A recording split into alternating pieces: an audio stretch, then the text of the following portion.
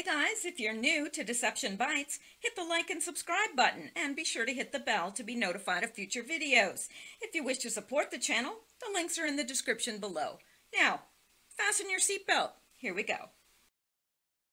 Okay guys, I'm back and it's Wednesday, September 25th and it's 9:17 p.m. Eastern Time. I started recording actually at 9 o'clock p.m. Yes, I did, but well, just one word. Cats. Yeah, this is my fourth time redoing the first part of the video because cats.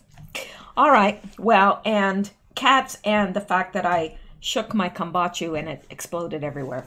I guess you shouldn't do that. So, hindsight 2020.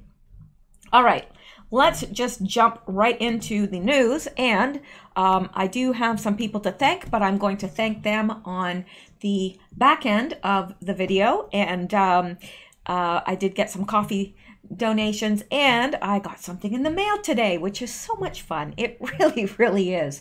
I never knew that going to the mailbox could be so fun. It's nice to just read, especially a lot of you do handwritten notes, and it's so nice because I feel that connection. Anyway, let's get into this. Now, the first thing I want to mention is this, and not really important, but it could be important, because if you will remember that Trump, the last times we've seen him, the flag behind him has been devoid of the yellow fringe that we are used to seeing. Now, the yellow fringe, well, it's a gold. It's considered a gold fringe. The gold fringe is basically means that we're under Admiralty law, which means that there has been something pretty, monumental that's happened because the fringe is gone. So what does it mean? The fact that Pelosi now stands up and all the flags behind her have the gold fringe. Excuse me. Well, I don't think they're living in the same country, to tell you the truth, and I'm not even sure if they're living on the same planet, because it really seems like they are so out there.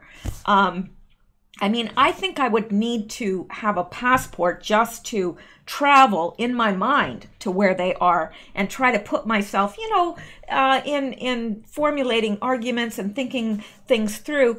I was always taught in debate clubs and so forth that you put yourself in the opposite because you don't know which side you're going to have to argue. You don't necessarily get assigned to the side that you agree with. So I always try to do that mentally, to travel to, in my mind and think, okay, what would this person be thinking? Why would they be saying that? And I always try to do that. But I find myself unable to do that with this group of Democrats and that's why I say I feel like even just to travel in my mind, to try and put myself in their mind and think about what they're thinking, I need some sort of special passport because I just don't think that way. And I don't think, boy, there's a cat fight going on in the other room. Not sure what that is about, but it doesn't sound healthy. Well, let's just hope they never seem to harm one another, and I hope that continues. Anyway, cats. All right, so yes, I can't put myself in their frame of mind at all, so I don't know what they're thinking, but I wonder if, this is an act of defiance by her that, well, okay, you say we're not under Admiralty law, but we're Democrats, we're not going to listen to what you say. I don't know. But there is something very significant about that because Trump has recently, there's been no yellow fringe or gold fringe. And now all of a sudden, here's Pelosi standing up there with the gold fringe. So, I don't know, but this person, 4Aces, said, it doesn't look like Nancy got the memo about losing the yellow fringe. No, it doesn't look like she did at all. And even if she did, she does what she wants anyway, because she's lawless. She is completely lawless. And these people really do believe that they are above the law. I've never seen a more hypocritical group of people than we have in the Democrats right now. Seriously. All right, well, we'll get into more of that. Now, this is interesting. Representative Jeff Duncan said none of what the Democrats said happened on the call between Donald Trump and Ukrainian President Zelensky was true. No quid pro quo, no talk of aid, no crimes committed. They moved to impeach yesterday before they even knew the facts. That is true. That's absolutely true. I think that we should start calling Biden, I think we should start calling him Quid Pro Joe. I think that should be his new moniker. Come here. Come here. I don't know. That sounds like the most mournful meowing ever. You would think that I abuse them, but I don't. I give them everything. Everything, I tell you. They've got more toys than, I don't know. They like have the run of the house. They've got big scratching posts and things to climb on, and they've got really good quality food and great water. What could they want? All right. Come here. Sammy, sorry, I don't want to have to redo this again. Like, I've already done it 4 times, and it's like, that's enough. All right. Let's just go on to the next thing, and hopefully they will stop.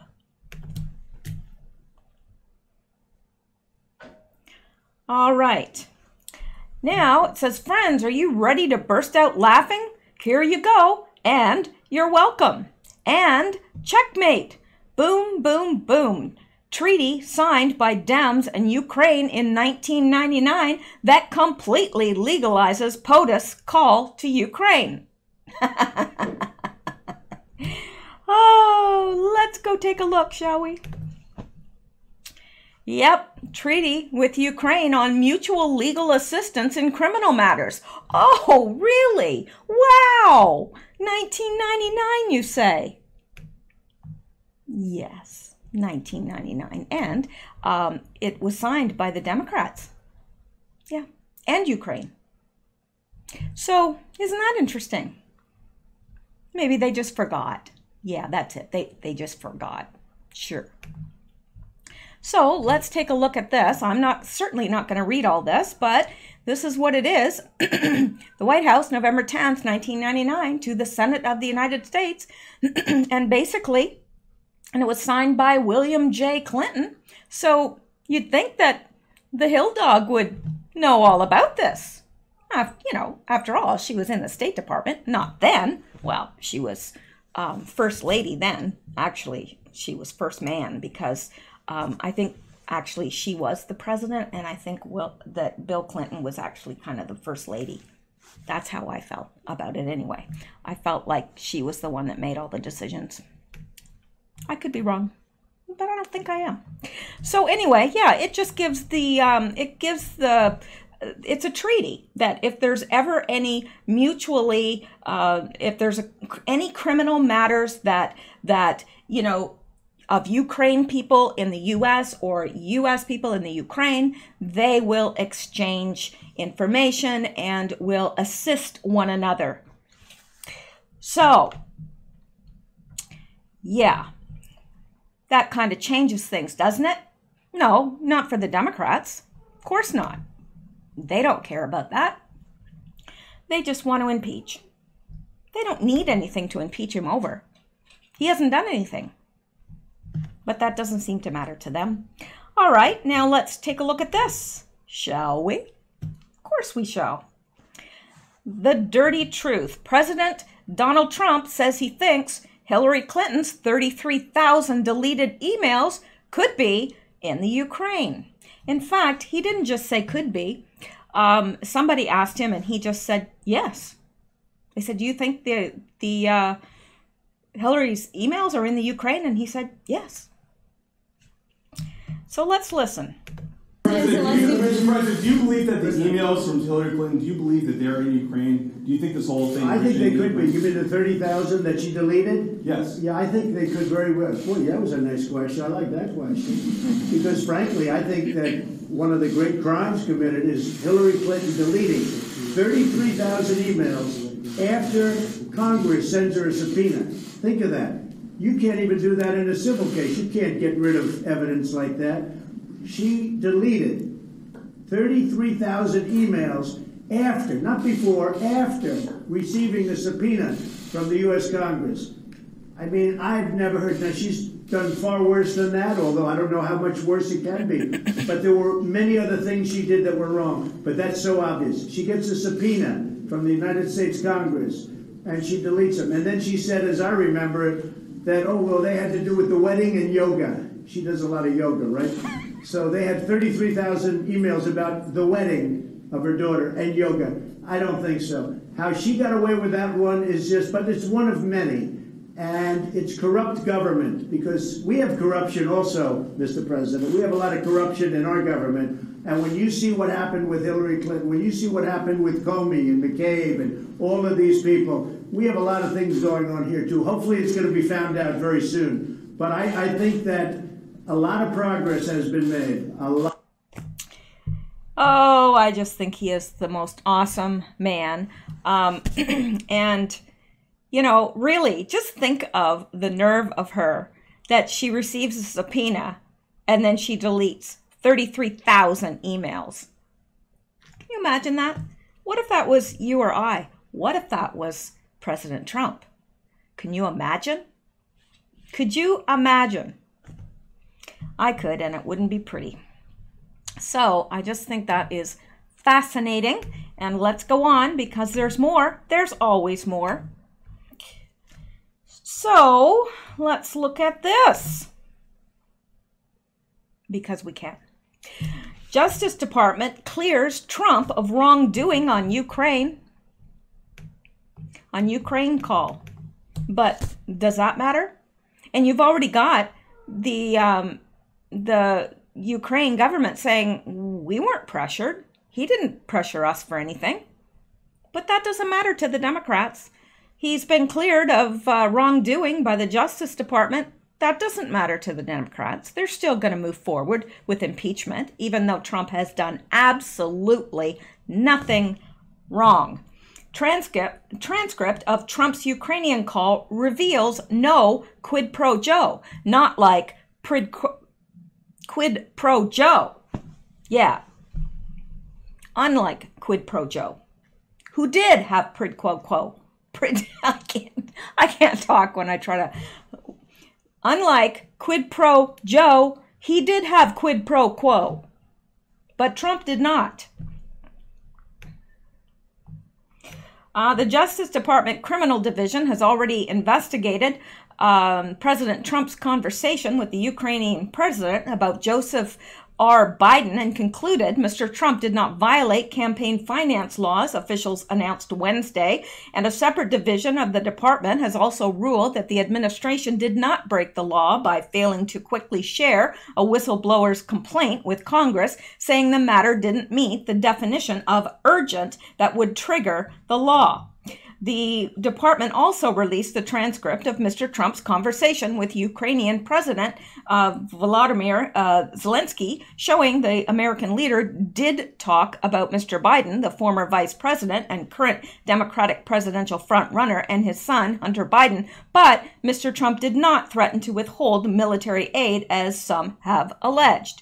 Mr. Trump did tell President Volodymyr Zelensky that his personal attorney, Rudolph Giuliani, and Attorney General William P. Barr would reach out to him soon to discuss the Biden case. I will have Mr. Giuliani give you a call, and I am going to have Attorney General William Barr give you a call, and we will get to the bottom of it, Mr. Trump. Mr. Trump said, according to the transcript of the call reviewed by the Washington Times. And Mr. Trump said, it would be great if Ukraine reopened its investigation. But that's basically all that was stated. So let's go back, because there's more. Always more. Yeah, and I'm going to read these two tweets from Donald Trump. I have informed the GOP leader, Kevin McCarthy, and all Republicans in the House that I fully support transparency on so-called whistleblower information, but also insist on transparency from Joe Biden and his son Hunter on the millions of dollars that have been quickly and easily taken out of the Ukraine and China. Additionally, I demand transparency from Democrats that went to Ukraine and attempted to force the new president to do things that they wanted under the form of political threat. So I don't think that this is just going to be dropped. I don't. I think that the Democrats are going to keep pushing forward on the impeachment. I have no question about that. And if you wonder what I'm doing, I'm removing my socks because I hate having my feet covered. And it's a little bit warm in here, which is odd, but it is. Because I say it's odd because it's not really warm outside. So I do believe that the Dems will push forward no matter what, because it's kind of their last, hurrah. Like, okay, well, nothing else has worked. Let's do this. They need to get him out, because if he's out, then there's no chance that he'll be running for president again, right? And that is what they want. That is what this is all about. And they've said that. They've all said that. This is about, we don't want him to get in again, so we've got to impeach him. That's never, ever been a reason to impeach a duly elected president, because what that impeachment does is it undoes the results of the election. And the election was fair and square. The people spoke. We want President Trump as our president. We want Donald Trump as our president. We've spoken, but the Democrats, that's not enough for them. So not only are they transgressing the law by going forward with this, because really he's done nothing wrong. He's done nothing impeachable at all. But they are transgressing us, because they are trampling over our right to vote in the president that we want in. It's not up to them. It's not up to them. It's up to the American people. And we've spoken. We've spoken. But they're going to keep trying, because they don't care how many laws they break. The laws are for other people. It's for other people. That's they're above the law. They're absolutely lawless reprobates. That's what they are. So let's go on with this, and I'm going to skip over this for now because it's kind of out of the flow of things. So let's look at this. Democrats wrote to Ukraine in May 2018 demanding it investigate Trump. Oh, but it's okay that they did that they wrote to the Ukraine in May 2018, and Trump was a sitting, duly elected president at that time.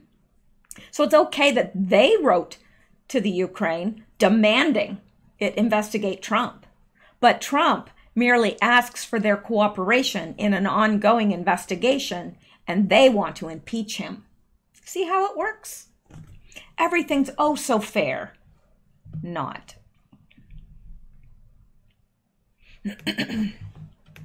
Democrats wrote to the Ukrainian government in May 2018, urging it to continue investigations into President Donald Trump's alleged collusion with Russia in the 2016 presidential campaign, collusion later found not to exist. Oh, and let me tell you this. Now I've lost it. What was I going to say? The Ukrainians the Ukrainian government have had information that they have tried to get to the U.S. and they've passed it through the FBI, and the FBI wouldn't pass it along, wouldn't act on it at all. But it's all Trump's fault. He's at fault for everything. Yes, I'm sure that he's probably at fault for climate change too, even though it really, in the sense that they say it exists, it does not. Yes, there is climate change. There will always be climate change. There's been climate change since this little ball began spinning. But anyway, so the demand, which came from the U.S. Senator Robert Menendez, Dick Durbin, and Patrick Leahy, resurfaced Wednesday in an opinion piece written by conservative Mark Thiessen in the Washington Post. Ironically, Speaker of the House Nancy Pelosi declared Tuesday that the mere possibility that President Trump has asked Ukraine to continue an investigation of former Vice President Joe Biden, even without a quid pro quo, was enough to trigger an impeachment inquiry. Biden boasted in 2018 that he had forced Ukraine to remove its prosecutor by threatening to withhold $1 billion in U.S. aid. He did not tell his audience at the Council on Foreign Relations that the prosecutor was looking into a firm on whose board his son, Hunter Biden, was serving. Well, of course not. Not only that, but he told them when they thought he was bluffing, well, you go ahead and you call Obama. So Obama knew about this. He knew about it. Thiessen observed it got almost no attention, but in May 2018, CNN reported that Senator Robert Menendez, Richard J. Durbin, and Patrick Leahy wrote a letter to Ukraine's Prosecutor General, Yuri Lusenko, expressing concern at the close of our 4 investigations they said were critical to the Mueller probe. In the letter, they implied that their support for U.S. assistance to Ukraine was at stake, describing themselves as strong advocates for a robust and close relationship with Ukraine. The Democratic senators declared, "We have supported the capacity building process and are disappointed that some in Kyiv," I'm not sure how to pronounce that, appear to have cast aside these democratic principles to avoid the ire of President Trump before demanding Lusenko reverse course and halt any efforts to impede cooperation with this important investigation. So can you believe that? Here's the Ukrainian government saying, you know what, and they want to, avoid the ire of the president because he's the one in power. But these Democrats are bullying bullying them. It's unbelievable. But yeah, it's Trump's fault. He is actually even responsible for the fleas on your pet. He is. There would be no fleas if it weren't for Trump. No. There would be no slugs in the garden.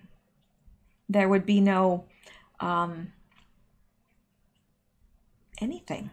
I mean, Trump is responsible for all the ill in the world. You don't need vaccinations. We just need to impeach Trump. That's what we need. The world will be a better place. These people are mentally ill. They're mentally ill. Their minds are so reprobate that they have become mentally ill. They really are. I don't know of any, psychiatrist that's worth his salt that would look at the way they reason and the way they think things through and say, that's normal. Nobody. Anyway, the Democrats' letter is available online here. Ooh, I'd like to see that. In it, Menendez, Durbin, and Leahy demanded that the Ukrainian government answer their questions about the Mueller probe and issued an implied threat. This reported refusal to cooperate with the Mueller probe also sends a worrying signal to the Ukrainian people as well as to the international community about your government's commitment more broadly to support justice and the rule of law. Now, if that is not a threat, I don't know what is. So they have actually done what they're accusing Trump of doing, and he hasn't done anything. But they'll keep beating on the impeachment drum. Sure they will. All right, let's go on now. Oh, yes, let's look at this, shall we? No, really, let's look at it. Yeah. Along with Trenton man retires at 52. He earns $12K a month now. Okay. And these 2 vegetables will kill your belly fat overnight. I guess one of them isn't watermelon. Although that's technically a fruit, isn't it? My grandpa isn't scared of tiny pension. He uses this device. Yes, well, there's a bunch of fine, upstanding advertisements. Crooked Hillary freaks, lashes out at Trump after realizing he brought up her scrubbed emails in call with Ukrainian president. You know why? Because they still have them. Yes, they do. And there she is freaking out. That's actually, she should be painted forever in this, like, exact, because that's all you see her doing. Blah, blah, blah, blah, blah. And it's always an angry blah, blah, blah. It's not just a blah, blah, blah, blah, blah, blah. No, it's blah, blah, blah, blah. And then this is her little sock puppet ham. Wah, wah, wah, wah, wah. All right. I need to grow up. In July, President Trump spoke with the new Ukrainian leader, Zelensky, after Rudy Giuliani announced he was traveling to Ukraine to investigate the Biden crime family. In the transcript released today, President Zelensky brought up Rudy Giuliani and his investigations with President Trump. Here is the significant segment. President Zelensky, yes, it is very important for me and everything that you just mentioned earlier. For me as a president, it is very important. We are open for any future cooperation. We are ready to open a new page on cooperation in relations between the United States and Ukraine. For that purpose, I just recalled our ambassador from the United States, and he will be replaced by a very competent and very experienced ambassador who will work hard on making sure that our 2 nations are getting closer. I would also like and hope to see him having your trust and your confidence and have personal relations with you as, I don't think he means personal relations. I think that, you know, maybe English isn't his first and best language. And have personal relations with you so we can cooperate even more so. I will personally tell you that one of my assistants spoke with Mr. Giuliani just recently, and we are hoping very much that Mr. Giuliani will be able to travel to Ukraine, and we will meet once he comes to Ukraine. So that's interesting. And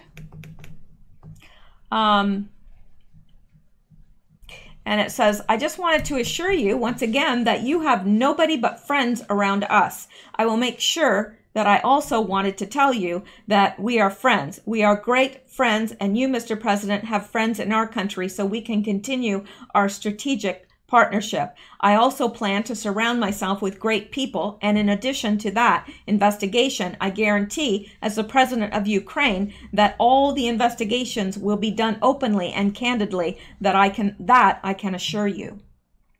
Does it sound like Trump's, rough-handing him there? I don't think so. In fact, the Ukraine president is doing everything to fall all over Trump. Right? Seems that way to me.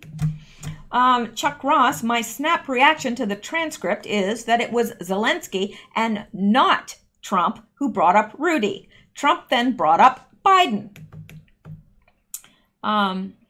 So this is what we just read through here. And in response to President Zelensky, President Trump mentioned CrowdStrike. Oh, that strikes terror in her heart. Terror, absolute terror. And we're trying to make it trend over on Twitter. So if you are on Twitter, try to make it trend. CrowdStrike.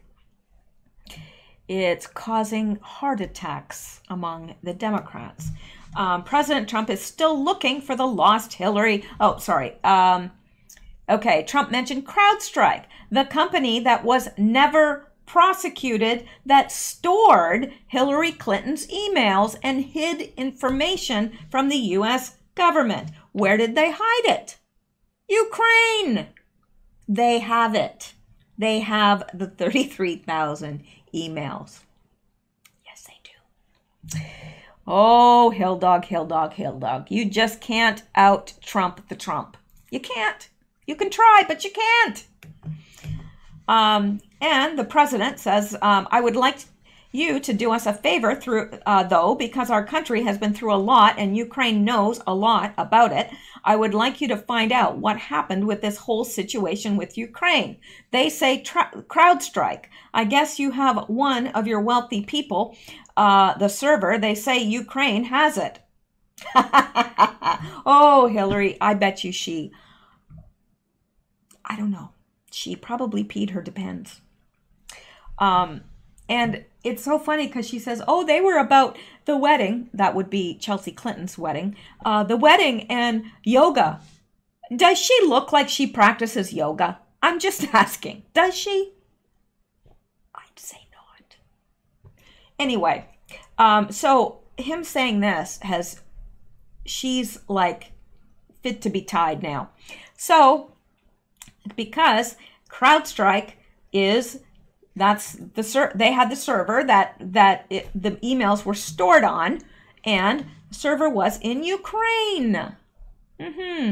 There's a lot of things that went on, the whole situation. I think you're surrounding yourself with some of the same people. I would like to have the Attorney General call you or your people, and I would like you to get to the bottom of it. As you saw yesterday, that whole nonsense ended with a very poor performance by a man named Robert Mueller, an incompetent performance, but they say a lot of it started with Ukraine. Whatever you can do, it's very important that you do it if that's possible. Now, there's no coercion there. There's no forcing. There's no, if you don't do this, we're withholding money. None of that.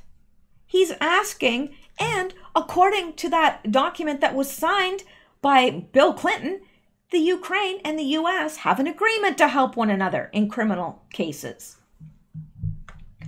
Yeah, that involves either of their citizens. You know, any crossover at all, they will cooperate. So what did he do that's wrong? I don't see it. Anyway, in response, Crooked Hillary posted this tweet this morning calling for Trump's impeachment. Yes, I saw that. The president of the United States has betrayed our country. He's betrayed our country? Are you kidding me? He's betrayed our country?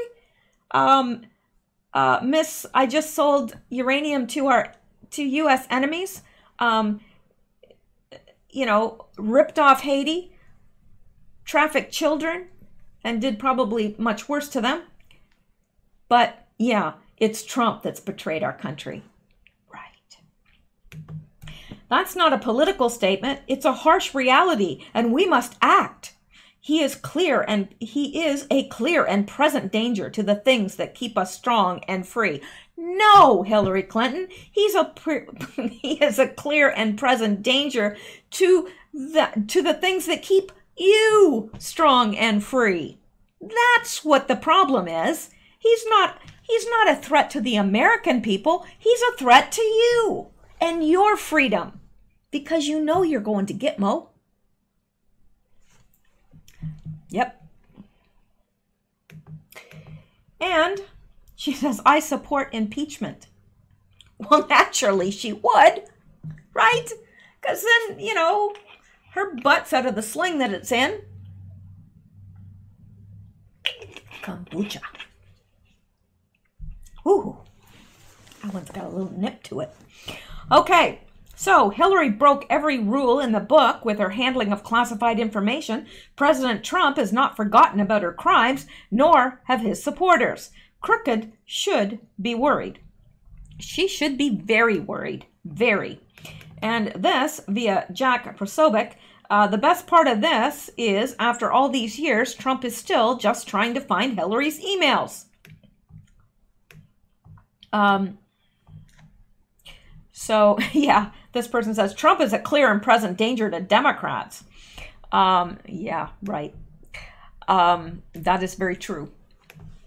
All right, well, we're not done. We're getting there, but we're not done. Okay, now, let's go on here. I can't remember what this is, but let's look anyway. It's probably something good. Oh, yes. Excuse me. The kombucha has it's got this natural fizz in it. So, you know, what it makes you want to do. But I don't want to do that because that's rude. All right, very interesting theory on impeachment and what could transpire if the House votes to impeach. If true, this is genius level 5D chess from the Trump team. Well, what else would we expect from Trump? Now, well, I can't read that. It says, I've been studying politics and political history for the past 30 years. My specialty is U.S. presidents. That said, I hope that the House of Representatives impeaches Trump. Let me tell you what will happen next. The House can pass articles of impeachment over the objections of the Republicans and refer to the Senate for trial. The Senate will conduct a trial. There will be a vote, and the Republicans will vote unanimously, along with a small number of Democrats, to not convict the president. Legally, it will be all over at that point. However, during the trial, and this is what no one is thinking about right now, the president's attorneys will have the right to subpoena and question anyone they want. This is different than the special counsel investigation, which was very one-sided. So during the impeachment trial, we will be hearing testimony from James Comey, Peter Strzok, Lisa Page, Bruce Orr, Glenn Simpson, Donna Brazile, Eric Holder, Loretta Lynch, Christopher Steele, Hillary Clinton, John Brennan, James Clapper, and a whole host of other participants in this whole sordid affair and the ensuing cover-up activities. A lot of dirt will be dug up, a lot of truth will be unveiled, finger-pointing will occur, deals will start being made, and suddenly a lot of Democrats will start being charged and going to prison. All this because, remember, the president's team will now, for the first time, have the right to question all of these people under oath, and they will turn on each other. This is already starting. 4. Lastly, one more thing will happen. The Senate will not convict the president. Nothing will happen to Trump. Most Americans are clueless about political processes, the law, and the Constitution. Most Americans believe that being impeached results in removal from office. They don't understand that phase 2 is a trial in and by the Senate, where he has zero chance of conviction. Remember, the Senate is controlled by Republicans. They will determine what testimony is allowed, and everything will be allowed, including the DNC collusion with the Clinton campaign to fix the election in favor of Hillary, the creation of the Trump dossier, the cover-up and destruction of emails that was very likely included incriminating information. They will incriminate each other for lying to the FISA court, for spying and wiretapping the Trump campaign, and for colluding with foreign political actors, especially George Soros. After the Senate declines to convict the president, we will have an election, and Trump will win. It will be a backlash against Democrat petulance, temper tantrums, hypocrisy, and dishonesty. Even minorities will vote for Trump because, for the first time, they will see that Democrats have spent 2+ years focused on maintaining their own power and not doing anything at all about black murders in Chicago, homelessness, opioids, and other important issues that are actually killing people. And we will spend the following 4 years listening to politicians and pundits claim that the whole impeachment was rigged. Interesting. And it says, replying, the more I think about this, the more I think that the House won't actually vote for impeachment. Pelosi is in a tough place. A very vocal portion of her party wants POTUS impeached, but the majority doesn't. She's in a can't-win situation. What can she do then? 2, Pelosi announced that the House is moving forward with an official impeachment inquiry. Not a vote, just an inquiry. They can drag this inquiry on as long as they want, up until the 2020 election. It placates those in their base that want impeachment without having to vote. 3, the impeachment inquiry also makes it appear to the public that there's a cloud of scandal over Trump as he's running for re-election, while never fully moving to an actual impeachment vote and committing 2020 political suicide. 4, however, if the House does end up voting for impeachment, it would move to the Senate, where it would die without a 2/3 majority vote. Pelosi knows this too, which is why her only opinion is the facade of an impeachment inquiry that will never actually move to a vote.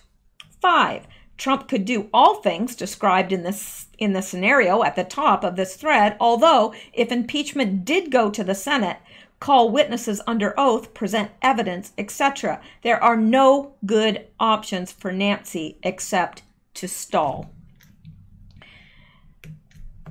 And this Todd Thompson said, was just contemplating if this does come up for a vote in the House, will Trump instruct Republicans in the House to vote for impeachment so that he can bring out all the information in the trial? I don't know. The Dems can vote for impeachment with just a simple majority in the House. No Republican help needed. Then it would move to the Senate, where the Dems would present their case, and the Senate acts as a jury that decides. Senate needs 2/3 vote to convict. That's all true, and I think that this raises some really, really good issues, and it's well thought out. So, and I guess we missed this part at the top. Joe M. The swamp just did what Q legally could not. Force evidence into the public record showing how Obama's gang of thuds hid Hillary's CrowdStrike server in Ukraine to cover up her email, espionage, and the use of the country as a satellite for their attempted coup on Trump. Yeah, I think this is really, it's good news. At first, I didn't think so. I thought, oh, you know, good gravy. What are these people doing? But now, the more I think about it, the more I'm thinking this is a win-win for Trump. It's a lose-lose for Nancy. And it's a lose-lose for the Democrats. So Trump just keeps on winning. And anybody that doubts that this man is extremely intelligent really does not understand what's going on. They don't. If you hear people saying, oh, he's an idiot, they don't understand. They don't get what's going on. Clearly, because if they did, they would clearly see that he is genius. And it's interesting, I saw this on Twitter or somewhere, that a child came home and it was on their paper, but it said it had clues to who this person was, and it said the 45th president and blah, blah, blah. It had all these clues, and the last clue was idiot. Now, this mother or father, I don't know which it was, you know, had a royal fit. And, you know, I don't think the teacher wrote that. I think that's right in the curriculum. Like, it's unbelievable. I've never seen a sitting president ever demeaned like this. Ever. All right. Well, let's go back, see what else we can get into, because I'm sure there's lots. And let's go back. All right. Okay, just trying to stay on the same topic here because there's other things we can get to, but this is really pressing right now because it's on everybody's mind. It's in the news, and we're getting a whole lot of fakery in what we're being told. So I want to make sure that we're getting the truth out there. And let's look at this. Because we can. U.S. Attorney John Durham, no thanks. U.S. Attorney John Durham looking into Ukrainian involvement in 2016 election. Now this is from today, so it's fresh news. Actually, all of this is fresh news. It doesn't get any fresher. Unless it was alive and slapping. You know, you ever see fish? Like, my grandfather used to catch fish, and he'd throw them all on this big table outside on the farm, and all the fish would still be flopping around, and it was awful. It was awful, man. I'm scarred for life. I liked those fish, man, though. he could make fish. Like, he'd make them on an old wood stove and with cast iron. Oh, they were so good. I would do anything for his fish once again. All right. Okay, I digressed. I really digressed, but let's get back into this. The Justice Department revealed that U.S. Attorney John Durham, picked by Attorney General William Barr to look into the origins of the Trump-Russia investigation, is investigating whether Ukraine was involved in any 2016 election efforts. A Department of Justice team led by U.S. Attorney John Durham is separately exploring the extent to which a number of countries, including Ukraine, played a role in the counterintelligence investigation directed at the Trump campaign during the 2016 election. DOJ spokeswoman Carrie Kupek said Wednesday, while the Attorney General has yet to contact Ukraine in connection with this investigation, certain Ukrainians who are not members of the government have volunteered information to Mr. Durham, which he is evaluating. Durham has been Barr's right hand as the two look into the complicated and classified issues surrounding how an investigation into the Trump's campaign's alleged ties with Russia, dubbed Crossfire Hurricane, got its start. Though the U.S. Attorney from Connecticut has been virtually silent since his selection, DOJ's statement comes as the White House released a transcript of the controversial July 25th phone call between President Trump and Ukrainian President Volodymyr Zelensky, in which Trump suggests that Ukraine should investigate Biden and his son Hunter, who was on the board of a company owned by Ukrainian oligarch Mykola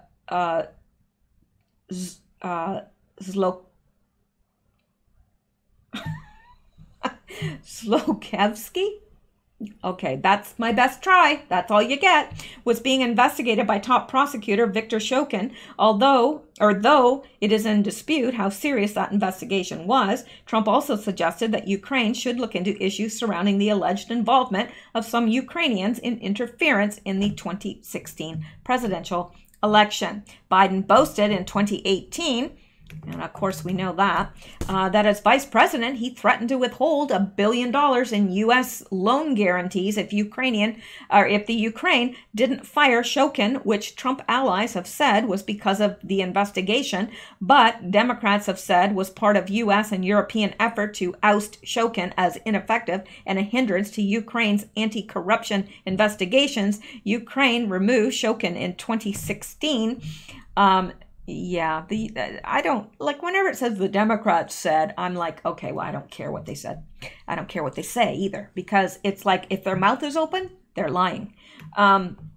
DOJ also made it clear that Trump never told Barr to contact Ukraine about any investigation of Biden, nor did Barr ever discuss these issues with Ukraine or with Trump's attorney, Rudy Giuliani. Trump gave Barr full and complete authority to declassify information related to the origins of the Trump-Russia probe in May, after Barr had infuriated Democrats when he said spying did occur on the Trump campaign and refused to backtrack. Republicans have alleged that foreign intelligence agencies, like those in Western Europe, may have played a role in eavesdropping on or otherwise monitoring Trump campaign associates in 2016. Durham's investigation is separate from the one that was just finished by DOJ Inspector Michael Horowitz. The DOJ watchdog investigated allegations of abuses of the Foreign Intelligence Surveillance Act by the DOJ and FBI, and Horowitz has spoken with Durham, who is handling any criminal referrals from Horowitz's investigation. So there's all the news that's fit to print and some that isn't.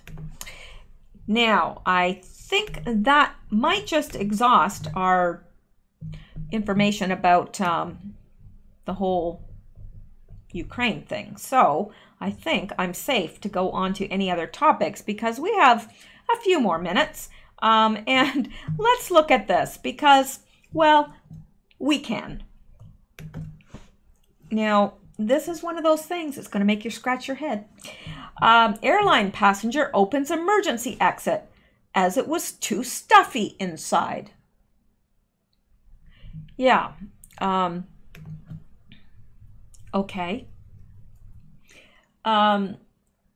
Xiamen Air flight from Wuhan to Lanzhou, I don't know how to pronounce these Chinese names, in China was delayed after a passenger opened the plane's emergency door just before takeoff.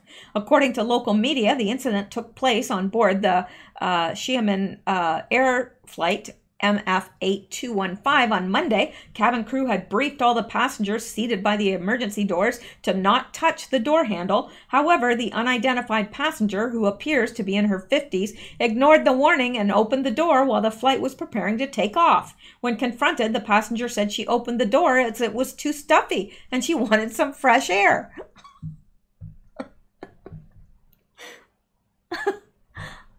I don't know. It's funny to me. I mean, because I've flown a lot and I can't imagine someone opening the door and saying, well, it's stuffy in here, right as you're about to take off. And when she got up, it would have sucked her right out. Oh my gosh. I don't know where they find these people. Police were called and the woman was detained for questioning. The flight was delayed by an hour due to this. It was, however, not known if the woman faces any charges or travel ban for the move. Well, my gosh, I should hope so. I wouldn't want her on my plane. Meanwhile, a video of the incident uploaded to YouTube on Tuesday has gone viral. In the video, a row of passengers can be seen seated beside the emergency exit door, which is wide open. In a similar incident in May, an elderly Shandong airline passenger was arrested after he tried opening an emergency exit after his flight from Jinan to Putuo near Shanghai landed. Local reports said the passenger identified as a 65-year-old Song. Oh, as 65-year-old Song, not a 65-year-old Song. His last name was Song. 65-year-old Song. Because 65-year-old Songs, we don't want to hear that. Was a first-time flyer and wasn't aware of the safety rules. When he noticed there were no stairs leading down from the main exit, he thought he could exit via the flight's side door. Crews alerted the police, who arrested the passenger. He told the officers that he didn't do it purposefully and that he deeply regretted his actions. Song was given a 10-day detention.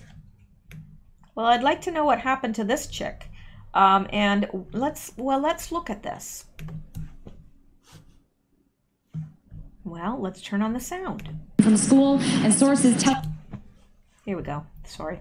Returning home from school, and sources tell CBS 2 that a young woman had recently been the victim of a crime and that her father was bringing her home. Now we have some video, if you take a look now at Chopper 2, of that Delta flight on the tarmac. That flight was actually operated by Republic Airways Flight 5935. Now we have videos of it on the tarmac shortly before 2 p.m.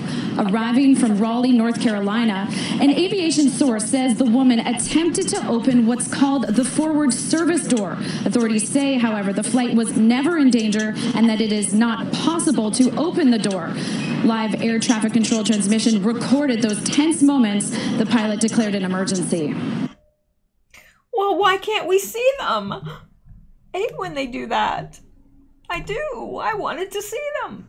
But anyway, so she opens the door. Stuffy in here. Yeah, airplanes are always stuffy. They are. I hate being trapped in an airplane for however many hours now. Generally, if I was flying home, it wasn't a long flight. But, you know, flying from east to west, that is a long flight. So, or should I say east to west? Okay, let's go back here and see. Just see. What else is here? That's a little bit too heavy for me right now. Oh, yes. So this is kind of in line with what we've been talking about, because they said that the intelligence director, Joseph McGuire, said he would quit if he wasn't allowed to freely testify or whatever. So acting intelligence director Joseph McGuire denies he threatened to resign if White House stopped him from testifying. Well, don't you think he would know whether he threatened to resign or not? I think that he would. So here we've got it right from the horse's mouth. Not that he's a horse, Acting Director of National Intelligence, Joseph Maguire, denies he threatened to step down if he was not allowed to testify freely before Congress on Thursday. His planned appearance on Capitol Hill comes amid a firestorm over a whistleblower complaint related to President Donald Trump's call with Ukrainian President Vladimir Zelensky. Trump's push to get Zelensky to investigate the Biden family is at the center of an impeachment inquiry announced Tuesday by House Speaker Nancy Pelosi. So, the acting U.S. intelligence director denied reports Wednesday that he threatened to resign if the Trump administration tried to stop him from testifying freely before Congress on Thursday. Joseph Maguire, acting director of national intelligence, vowed to step down if he was not allowed to appear before Congress, a source familiar with the matter told NBC News. The Washington Post first reported Maguire's threatened resignation, citing current and former U.S. officials. His scheduled appearance on Capitol Hill comes amid a firestorm over the release of whistleblower complaint related to President Donald Trump's efforts to get Ukrainian government to investigate the family of former Vice President Joe Biden, one of his chief rivals for the presidency in 2020. And I can assure you that's probably the only reason why Biden is running, because he doesn't stand a chance, not a snowflake's chance in Hades of ever being president. Let's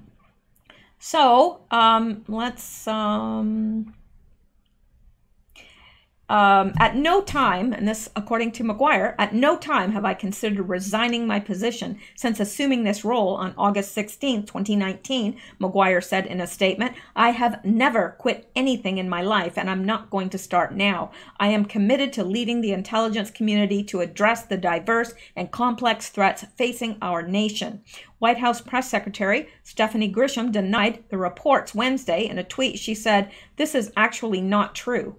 Trump's push to get Ukrainian President Volodymyr Zelensky to probe Biden's son Hunter and his administration's initial refusal to send the whistleblower complaint to Congress prompted House Speaker Nancy Pelosi to announce an impeachment inquiry into Trump. The House Intelligence Committee is expected to receive the document Wednesday.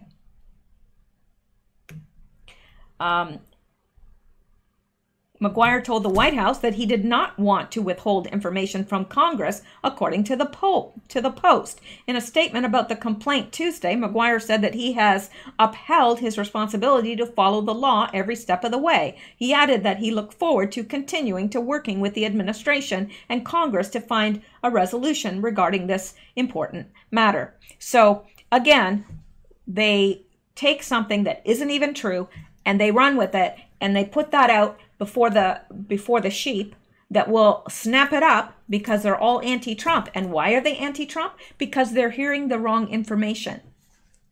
They're hearing false information. You know, really, if all you heard was false information about someone and you had no opportunity, they have opportunity to hear from the alt press, but really in their minds, they're not even thinking that there's anything wrong with it to prompt them to look for alternative meetings. So if you are being fed information about someone and everybody around you is feeding you this information, you form your opinion based on the information that they give you and told you is true.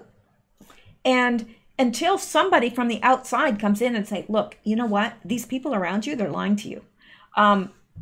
You will continue to think what they tell you to think, because you're making your opinions based on what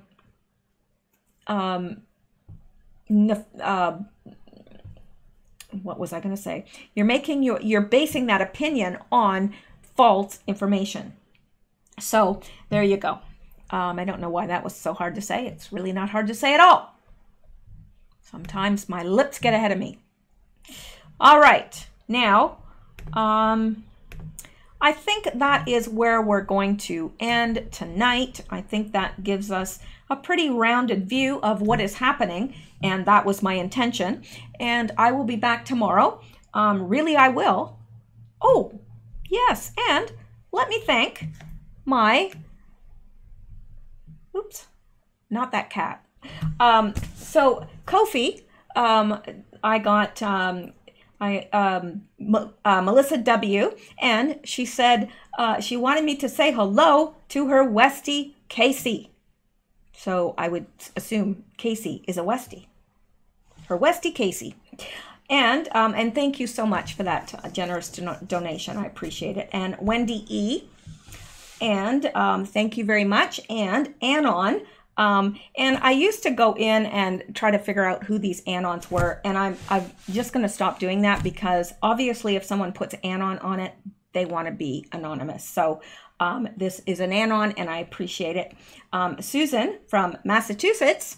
And somebody sent straight to my PayPal. And I don't know who this is because it said it came from clonimals.com. Now I've tried to look that up to see what that is. But it's not, it says it's not viable or whatever. So anyway, thank you, Clonimals, for that. I appreciate it. And I got in the mail today a letter and from Sharon, and she is in Michigan. And she enclosed in her note, which was very sweet, this. Now let me go over here so I can see. Make sure that you can see it. It says, did I just eye roll out loud? I can't read it backward there. So did I just eye roll out loud? Now that is like the perfect, it's a fridge magnet, or I guess you could stick it to anything that's magnetic. Not my head, but yeah, did I just eye roll out loud? Because we love our eye rolls. In fact, I don't think we've had one tonight, and we needed one. There was a couple places we've missed it. So, collective eye roll, everyone. That wasn't really a real eye roll. I don't know what happened, and my eyes kind of strayed on the last end of it. I wouldn't have got a 10 on that eye roll. How about that? I don't know. My eyes just don't seem to be working. I don't know. Really, I have not been drinking. But anyway, thank you, Sharon. This is like absolutely perfect for this show. Ooh, there we go. Absolutely perfect. It couldn't be any more perfect. So anyway, yes, and be sure that you exercise frequently yourselves by doing your own eye rolls, because really, it'll make you feel better. It will.